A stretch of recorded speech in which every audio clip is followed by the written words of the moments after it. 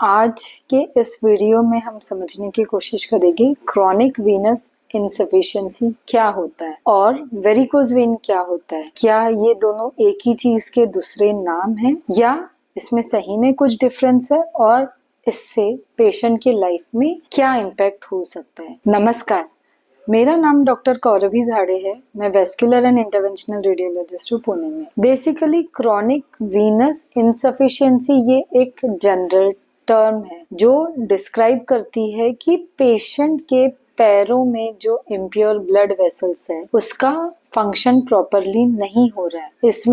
इस वजह से क्या हो रहा है कि पेशेंट के पैर में इम्प्योर ब्लड जमा हो रहा है और उस वजह से उसको अलग अलग तरीके की तकलीफ हो रही है।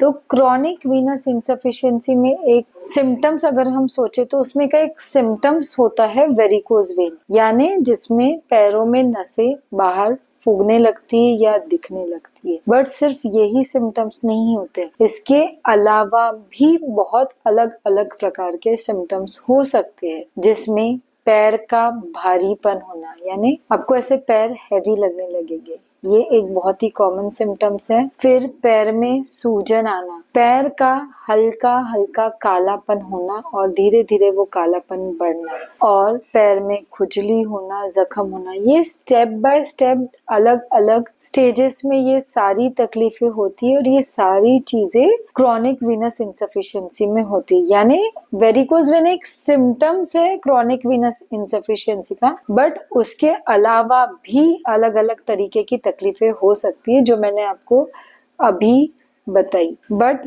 क्या इस तकलीफ को ट्रीट किया जा सकता है? तो जी हाँ, वेरिकोज वेन या क्रॉनिक वीनस इनसफिशिएंसी का बहुत ही अच्छा और इजीली अवेलेबल ट्रीटमेंट है। सो इसमें बहुत इनिशियल स्टेजेस में तो हम सिर्फ स्टॉकिंग्स देते हैं, बट अगर पेशेंट को सर्जरी की जरूरत है तो बिना टाके के मिनिमली इन्वेजिव तरीके से इसको ट्रीट किया जा सकता है। इसमें आपने बहुत सारी चीजें सुने होंगे, लेजर, आरएफए, आजकल नया है ग्लू।